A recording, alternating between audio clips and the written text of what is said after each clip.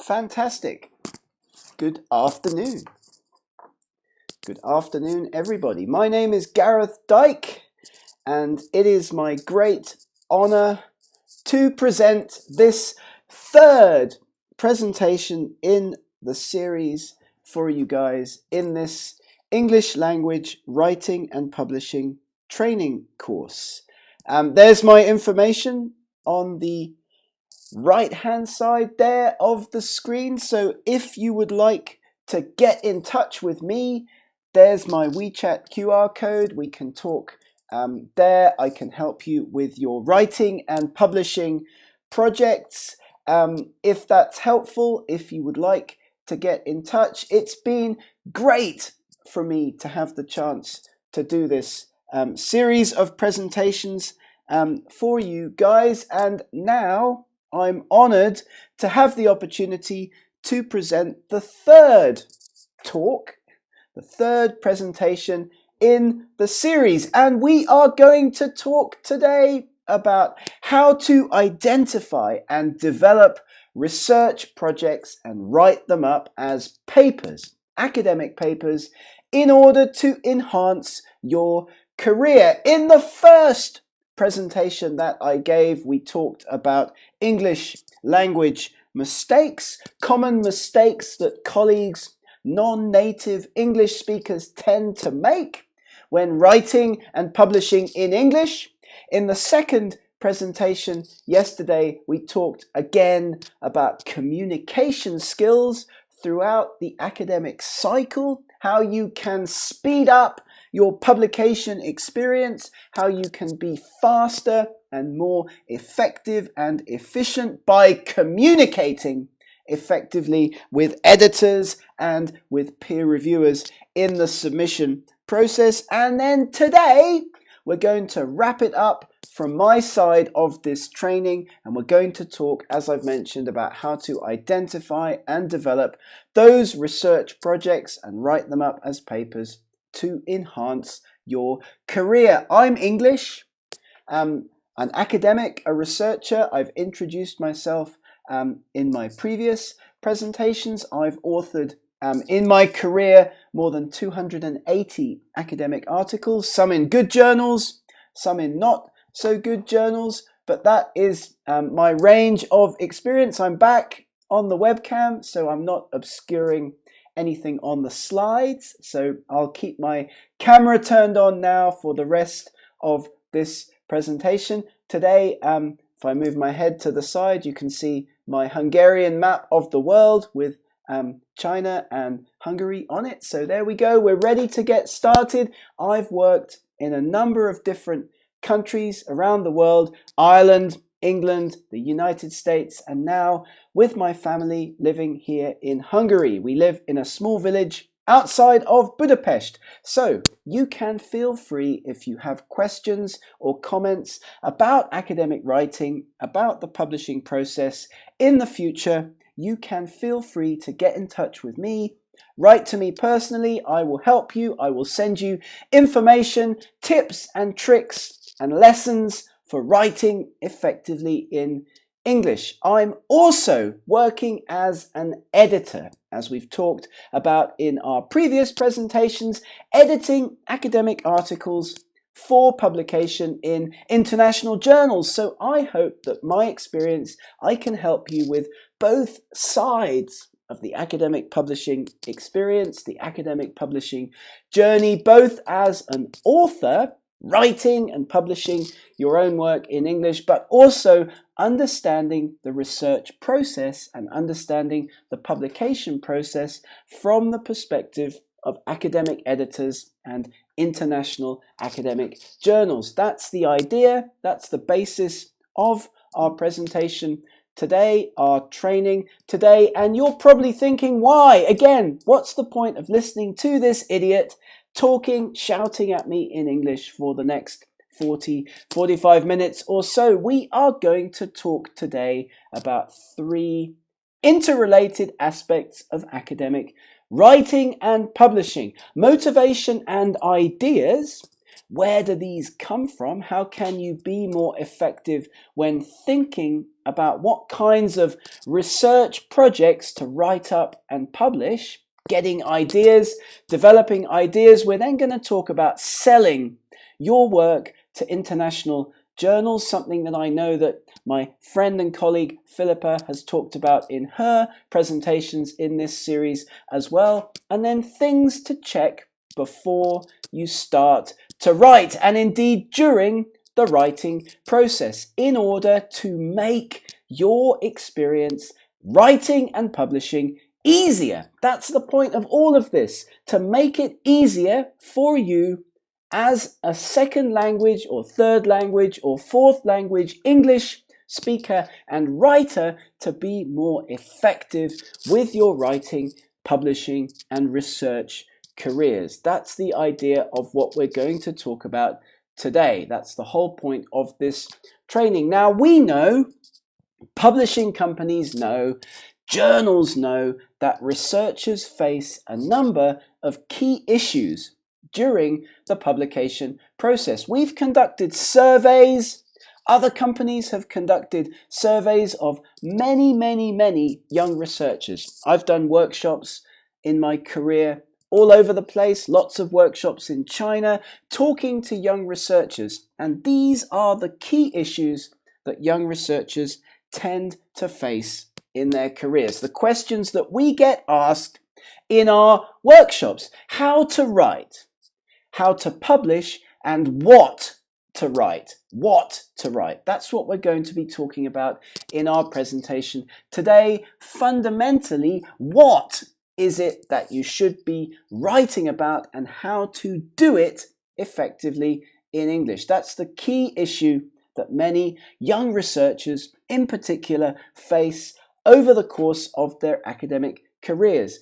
These are the kinds of questions. In fact, this is a list on this slide of the most frequently asked questions that we get in our workshops and in our training materials, the kinds of issues that young researchers writing in English tend to face. And these kinds of questions get asked in our training courses again and again and again. Perhaps these are questions that you would like answers to. Perhaps these are questions that we can talk about again at the end of our presentation today. How do I write my discussion?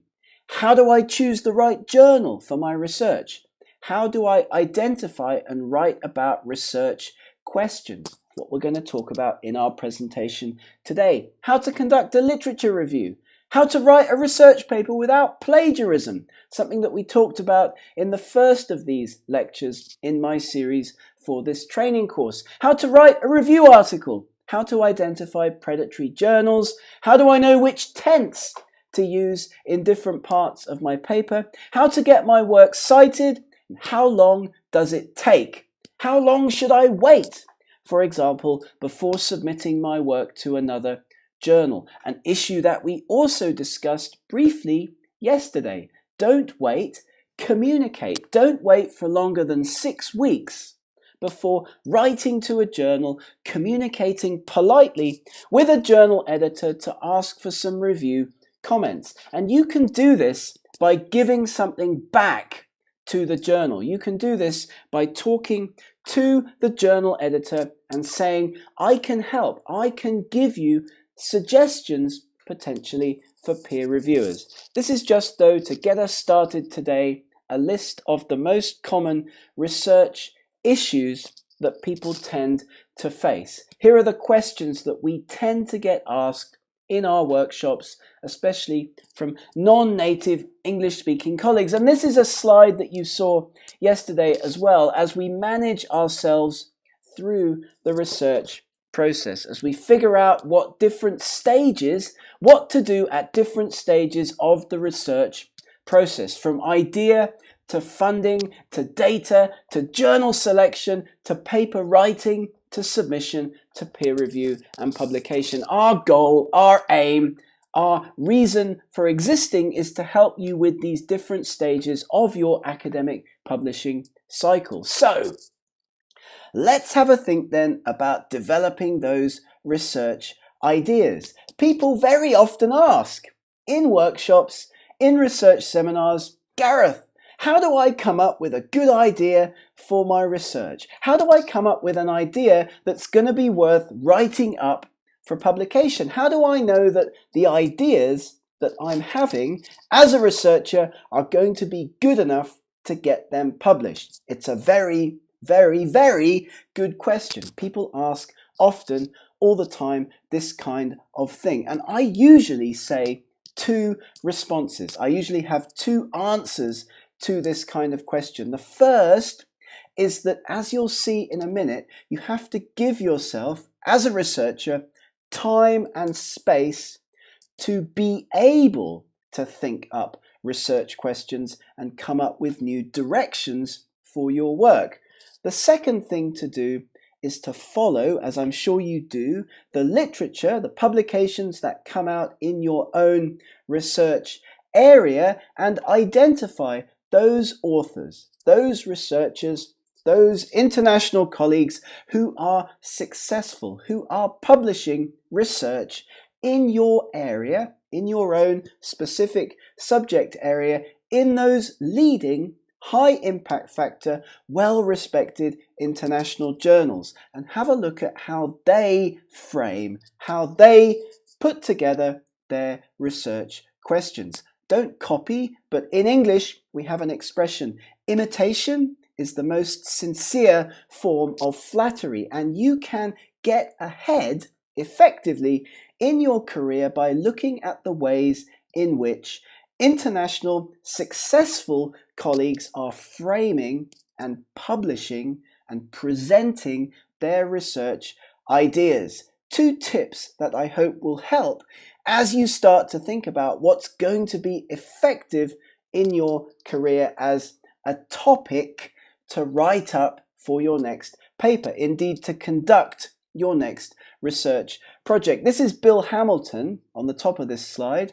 He's a famous evolutionary biologist, guy working in my particular research area. He was a famous fisherman as well as a biologist, and this is one way that you can give yourself time and space. I often say that taking yourself out of your academic environment, getting away from emails, getting away from meetings, getting away from all of the day-to-day work that you have to do as a researcher, as an academic, even for a short amount of time each day, distancing yourself from your direct academic work each day can be a really effective mechanism to force yourself, to allow yourself that opportunity to relax and think of, come up with those good research project ideas. I often think of good ideas for articles, good ideas for topics, for presentations, for talks, for training when I'm doing something completely different.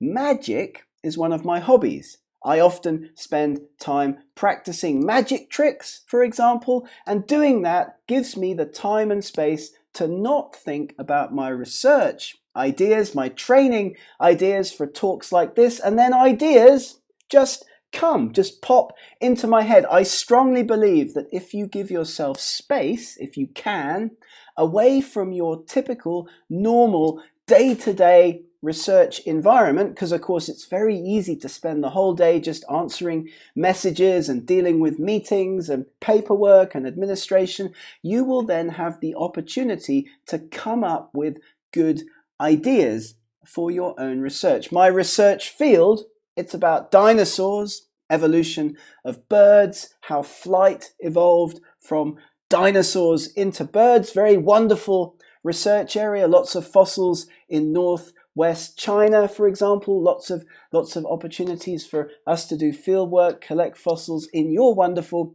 country. And people always tell me, people always say, you never grew up properly. You never had the opportunity to stop being like a child, behaving like a child. Your work is on something that many people find interesting. So it's another technique that we'll come back to in a minute when developing ideas, when writing up research project ideas for publication, how you can be effective when you talk about your research, when you discuss your research with colleagues, when you give presentations about your work at conferences. Ideas, having good ideas, having effective ideas for your research projects, and then developing techniques to talk about your research, often as stories, telling people stories about the research, telling people about your experiences doing your research can be a very effective tool for communicating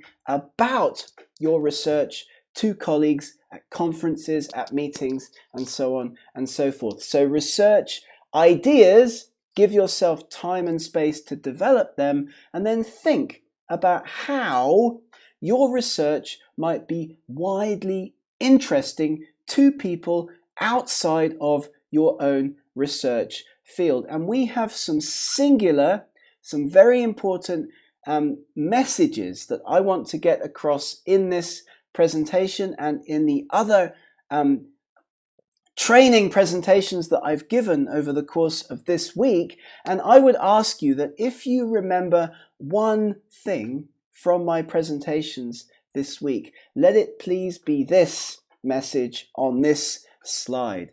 If you want to be effective writing and publishing your research work, try to think about these 3 aspects before you start to write. There really are 3 key things to know about in your mind on a piece of paper, to have developed and to have thought about before you sit down at your computer or your notebook and start to type and start to write. Because having these ready to go before you start to write will significantly improve your effectiveness, your efficiency as an academic writer. Take it from me, I've tried to use these tools, I've developed these tools over the course of my own academic career. You finish a piece of research and then you think about how to sell it to a journal. What is the message? Who are the audience? What journal are you going to send the work to? And what will the structure of the writing be?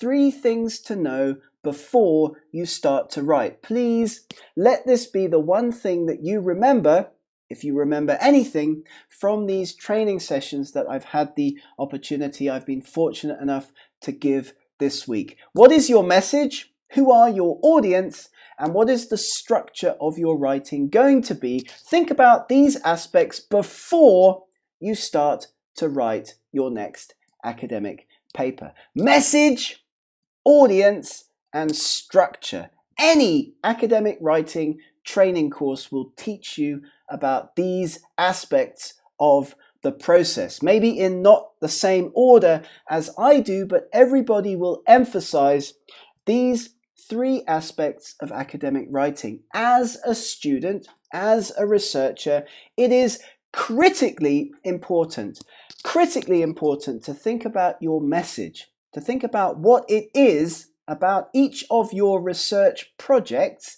that you wish to write up for publication in international journals. What is the message? What is it about that research that people around the world, on the street, in society, outside of your own research field, your own research lab, your own university, are going to find interesting about your work?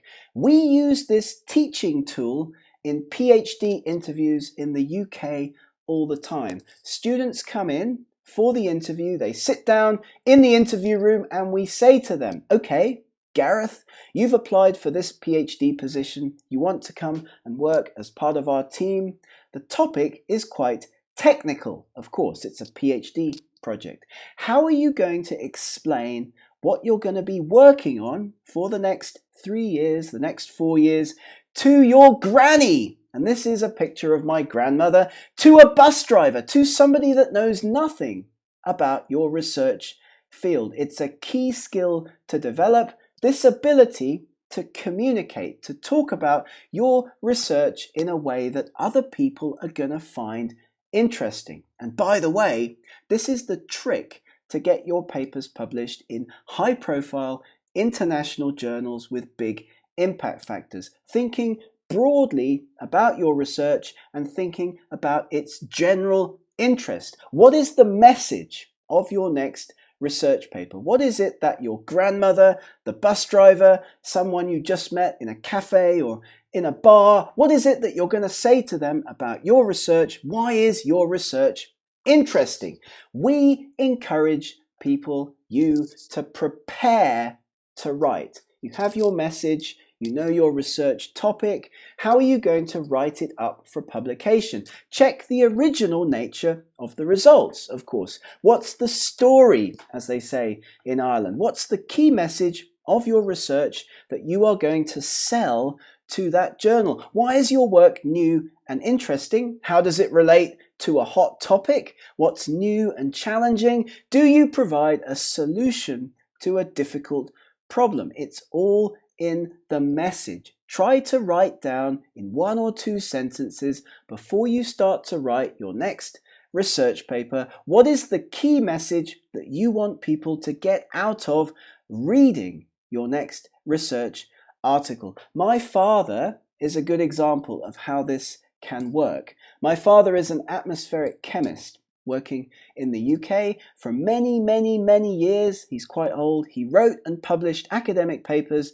happily in the Journal of Physical Chemistry, in the Journal of Atmospheric Chemistry. Not a lot of people read his work. Now he's on TV, he's often in the news because, of course, now people have made the connection between his research, chemical reactions in the atmosphere, and climate change. And he says to me all the time, if I had talked about this connection between my research and this bigger, broader, wider, more interesting, generally question, I would have been more successful at getting my work published in big, high impact factor journals, So if you can connect your research to a broad topic, a question that lots of people are going to find interesting, you will be more successful at getting your work into those big international journals. And we've talked about this already as well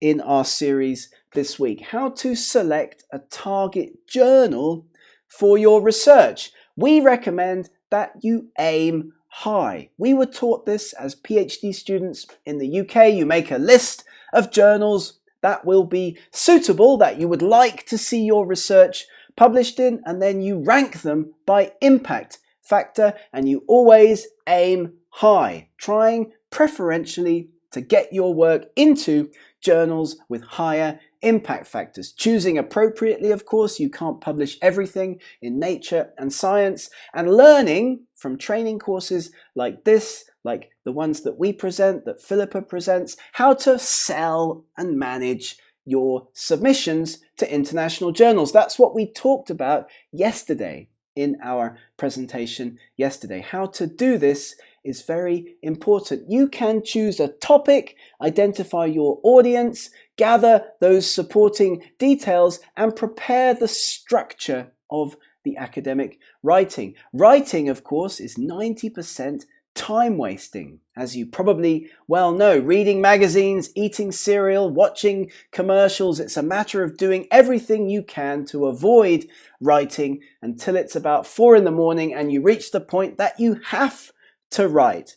Our goal is to help you speed up that writing process by providing you with techniques that you can use, such as the 3 things to know before you start to write technique that will help you to be more efficient when it comes to putting things down on paper. So some suggestions: don't set your expectations so high that you can't meet them. This is something that I do. I make a huge list of all of the things I have to do each day, and then when I've only done 2 of them, by the end of the day, I feel all depressed that I haven't been more productive, more effective over the course of the working day. Don't set your expectations too high. Don't worry, as we talked about in our first presentation, as you write in English, about grammar, about spelling or sentence structure. Write as you think in English, and then edit your work later. The best way to write, as we talked about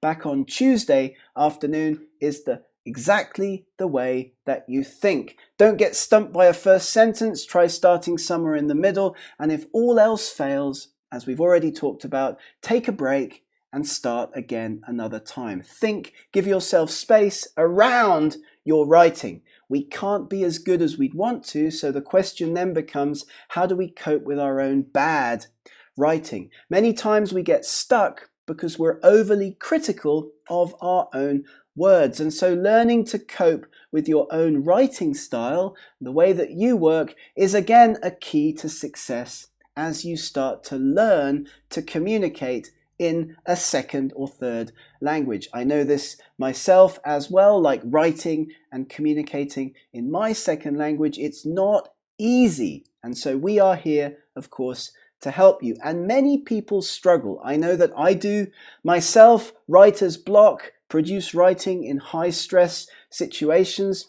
It's a good idea to set aside some time each day, as we discussed the other day, to spend a little bit of time writing. Each day 5 minutes, or each day 10 minutes, thinking in English and writing as you think in English. And even if you do 100 or 200 words a day, you'll start to build up that content. You'll start to build up your next academic paper. It really can help to structure. So, remove those surrounding distractions. Think and develop a clear structure before you start, and set yourself goals that really can be achievable, because writing is a creative process. You're supposed to enjoy it. You're supposed to actually get something valuable, creative out of the process. And I'm sure you do in your first language. So we have to translate that experience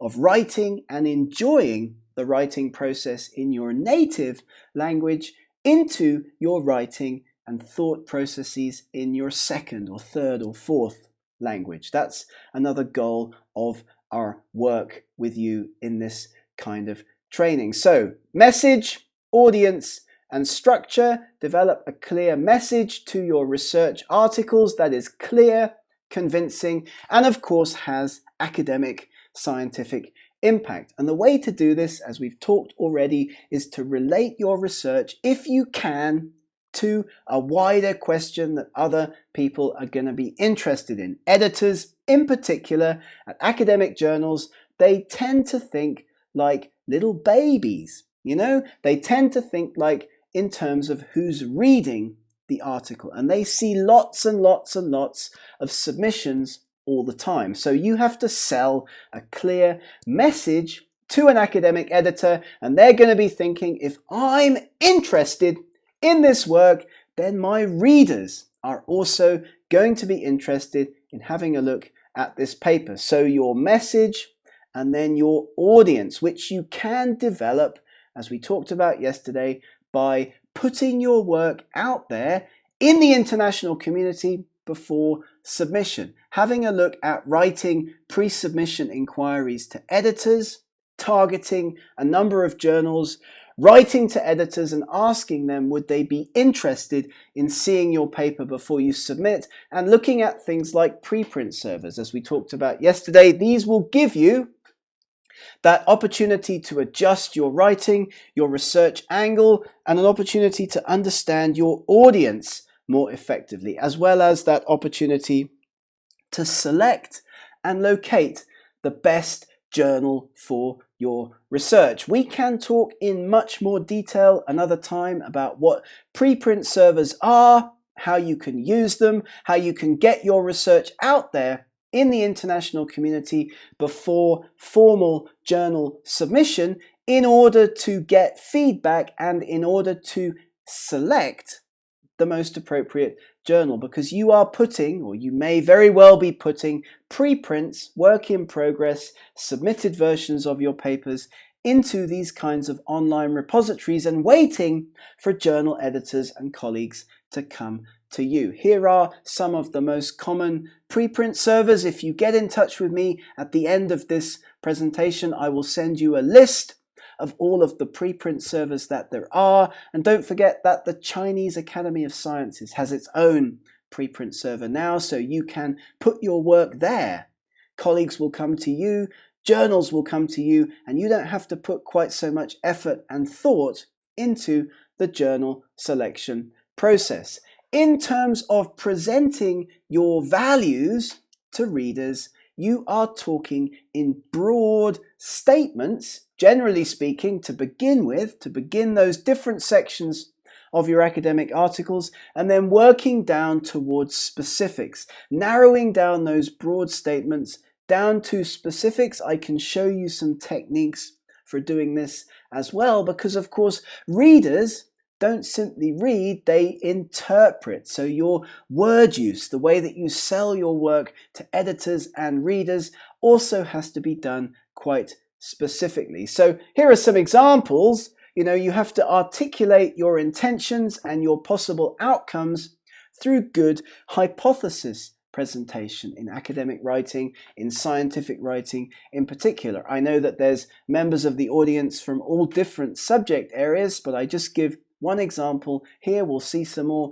examples in a minute, but it really is well worth taking time and talking to colleagues, talking to people like us to help you finalize and articulate your hypothesis, your presentation of your research idea in the most effective way. And of course, that will be dependent on different subject areas. But if you start to think broadly about what it is about your research that lots and lots of people are going to find interesting, then you will be able to connect your research, which may be very specific, and I know that's often the case with student projects, with PhD projects, postdoc projects, connecting your research to a wider, broader, interesting question enables you to sell it more effectively to those international journals. Message,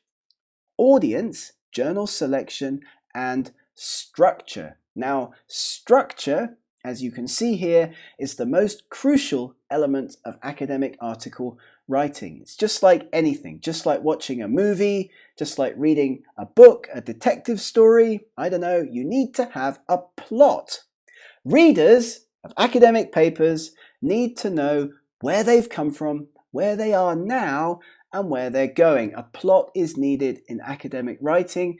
It's a story, as we've talked about already. In your paper writing, you will take people on a journey from the beginning, through the methods, through the results, into the discussion, and out at the end with an answer to a question or a test for a hypothesis.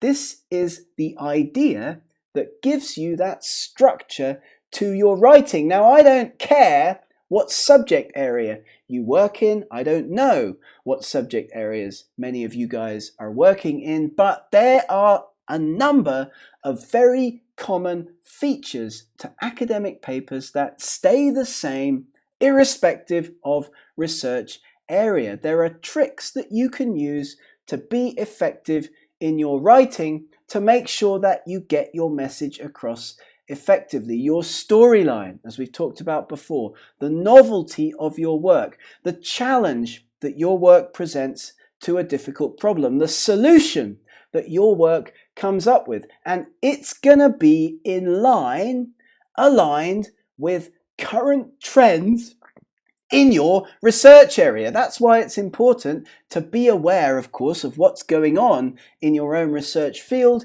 Talk to colleagues, follow those key people, those key international colleagues in your area who are successful, right? We talked about that at the beginning of this presentation. You will present research that is in line and interesting with current research trends in your area. And as we've discussed already, one of the key ways to do this before you start to write is to put down your message, your key message, your take-home message, the message that you're going to talk with your grandmother about in 1 or 2 sentences before you get started on that writing process. Now, in the remaining time that we have as our presentation today, I'm going to quickly talk about the structure of academic paper writing so that I hope to give you some ideas, to give you some insights into how you may be able to structure an academic article effectively. This is a very, very, very important slide. It tells you that the general structure of an academic article comprises two sections, the title and the abstract, that's one section, and the rest of the paper.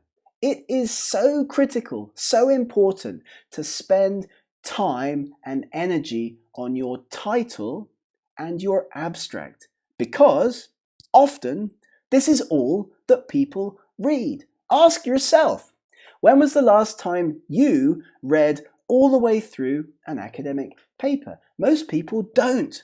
Even editors and peer reviewers. Most people read the title and the abstract. They form an opinion about the study and then maybe they flick or they read some parts of the rest of the study. The title and the abstract are absolutely critical to convince a reader of your message, to get your paper through initial peer review, and also to make sure that your work is findable, searchable, discoverable for other people. So with the right keywords, with the right words in the title, with the right words in the abstract. The rest of the paper then is the meat, the content, the specific details that interested readers are going to come to if you've sold them on your work in the title and the abstract. So very important to think about how you can do this, how you can be effective when writing the different sections of the beginning of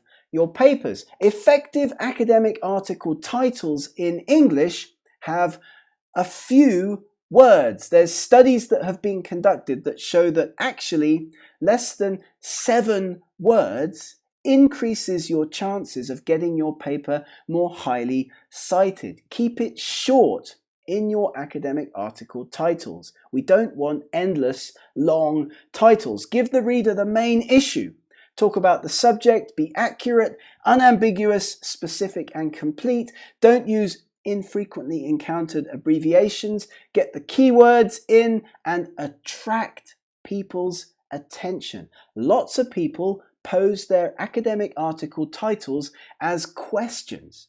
So the reader thinks, that's an interesting question. I'm going to want to read the rest of that paper to find out the answer. Keep it short, be effective. We talked about simple, effective English communication in our first presentation. Short is good. Short is better. Here are some examples that use another very commonly encountered trick that people often put into academic article titles. In addition to posing a question, you can see here at the bottom of the slide, people often punctuate their titles with a colon, as you can see in these two examples here. Allows you to split up the information, get people interested in the study, and give them something specific, colon, something general, or something general, colon, and then something specific to break down the structure, get people interested, and grab their attention. That's what will bring people into your academic article. And then, of course, you need a good abstract. We've talked before in other training courses, and I can certainly give you recordings and access to content to help you go through the different sections in detail of academic paper writing. If you get in touch with me at the end, I will provide you with that information. We have lots of content, lots of training materials that can help you with the writing, the easy template-based writing of the different sections of academic papers. But your abstract is key. A good quality abstract is honest and precise, it stands alone, it contains no technical jargon, it's short and specific, and it cites no references. It will inform an editor's decision. Here are some examples. You can use what's called the 4 why question technique to easily write an effective abstract. What did you do? Why did you do it? what did you find, and what's the significance? 4 questions. What did you do? What did you find? What did you conclude? And what's the significance of the study? Again, in a well-written abstract, you can go in with a coloured marker and cross off the answers to these 4 questions in sequence. That's what gives a well-written abstract its structure, and readers need that structure to be able to follow your writing, to keep interested in the writing and follow it through to the end. In the rest of the paper, which I'm going to talk about quickly in the last few minutes of this presentation, how can you drag people into the body of your article with an effective introduction that tells people what you're studying and why? Keep it short. Don't give a literature review. Lots of students think that they need to include a literature review in their academic paper introductions. Not necessary. Short and sweet with a few key review papers that set the scene for the reader. Keep it short and get people interested in the study. Here's a template that you can use for effective introduction writing in 3 short paragraphs. Remember that the average length of an academic paper is about 5,000 to 6,000 words overall. So in order to balance your academic articles, you need to keep your introduction down to around 1,500 words. State the question. What's the question that your article is addressing? Give the reader the state of the art, a few key references that summarize that particular research question in the context of your own field. And then finish by giving the reader information about what comes next. Here we show.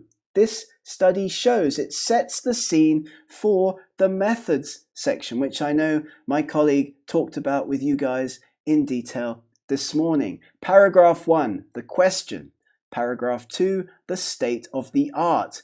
Paragraph 3, here we show. And again, if you need more help or more information or more training on these particular aspects of the specifics of academic paper writing, I'm happy to provide that to you at the end of this presentation. Now, in the methods, as again our colleague discussed this morning in his presentation, you are taking your reader on a journey. It's a journey. What you did first, what you did second, what you did third, what you did last. Data collection, data analysis, the methods, it's critical to success in academic publishing. Why?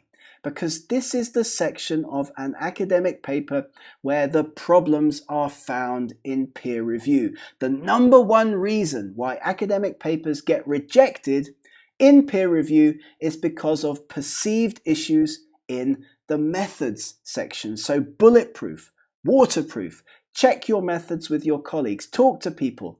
Have I given enough information here for a qualified reader to be able to repeat the study? And structure your methods section as a timeline sequence. Use paragraphs, use subheadings, what you did first, second, third, fourth. Take your readers on a journey through your particular study, and then use the same structure in the results. Summarize your results with figures, use tables. A picture is worth 1,000 words, of course, as we say, as I know you also say. You are talking here about the outcomes of your study. No interpretation, just the results. And often, actually, this is the bit of academic paper writing that people do first. They finish their study, they make figures, they make tables, they summarize their findings in a graphical way. And this is a very important skill also to develop in academic writing. Again, we can provide training, additional content to help you make good, effective figures, but try to, if you can, summarize your outcomes in a pictorial way, much easier to interpret for your readers, much easier to understand for your readers than if you write about your research in lots and lots of words. A picture is worth 1,000 words. And then finally, in your discussion section, you are going to interpret what your results mean. And so it's important here to relate back to the question that you posed at the beginning of the paper. Tell your readers at the start of the discussion what is the answer to the question that your study seeks to address. They've got all the way through the whole of the paper. They want to know the answer to the question that your study is addressing. So tell the readers that at the start of this section. Discussion, interpretation, these are synonyms in English, aren't they? So here you are going to interpret your data and tell your reader what your study means. Discuss your strengths, discuss your weaknesses, and talk about any unanswered questions. It's important to talk about your weaknesses here because you can be sure that peer reviewers will be looking for weaknesses in your study. So if you're open about them, if you talk about them in your discussion, if you mention what your study cannot show, the limitations, you then don't give peer reviewers the opportunity to come up with those shortcomings for themselves. Similarly, at the same time, if you think of new research directions for future research, new ideas that you're going to work on next, put them in your discussion. Talk about them in your discussion. Why? Because that means other people have to cite you. Don't give other authors, other researchers, the opportunity to think up new ideas based on your research and then not have to cite you. Put them in if you think of them, and don't write a huge expansive essay that goes wildly off topic.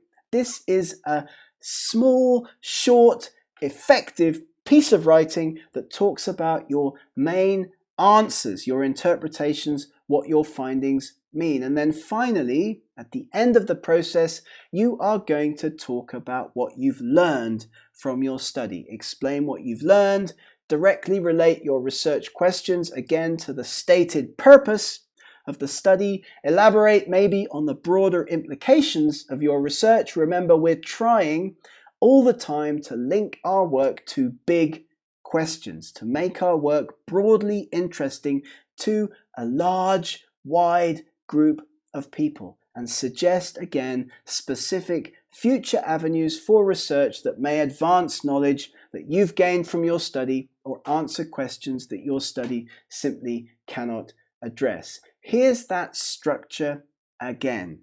Very important. I would also like to say that in addition to the 3 things to know before you start to write, your message, your audience, and your structure, we've talked about that already, please also, if you take away something from my presentations this week, please also, I would love if you took away the idea that your titles and abstracts are so very important in academic writing as ways to sell your message to editors, to peer reviewers, and to readers. Put the time and energy that your research, that your study, that your writing deserves into your title and into your abstract. Lots of authors don't. They write the title, they write the abstract in a rush. At the end of the process, I would like to encourage you not to make that mistake in your own work. So, how can you do this? How can you be effective? Work with papers that you like and that you respect in your field, as we've talked about in this series. This will give you good ideas for style, for shape, for structure, and how successful academics internationally in your research area do it, how they manage their academic papers. Work with papers you like and respect in your field, written by leaders in your research area, and use plain English, short sentences, no unnecessary words. Familiar words, I would advocate strongly for the active rather than the passive voice in academic writing, and style and punctuation. Many of the topics that we talked about in our first presentation in this series back on Wednesday, the other day. So we have also discussed in this series, haven't we, the most common mistakes that international colleagues tend to make when writing in English. Plagiarism by mistake, tenses and switches, spelling conventions, and inappropriate word use and confused word use. I've talked about these issues in quite a lot of detail in the first presentation in this series. I hope that if that was useful, if that was informative, if that helps you in any way, then you'll get in touch and we can, of course, come back to you to help you with your communication in English in the future. Communication skills in English, writing and publishing. This is what I teach. This is what we are providing as training services for colleagues around the world. Our goal is to help you maximize your success. Be the best that you can be effective at communicating, writing and publishing, giving talks, managing interviews, writing resumes in English. If you have any questions or any issues or any feedback or any further follow-up that you would like to have, that you would like to make based on this presentation, then please, please, please get in touch. What have we talked about today? Good question. We've talked about 3 things.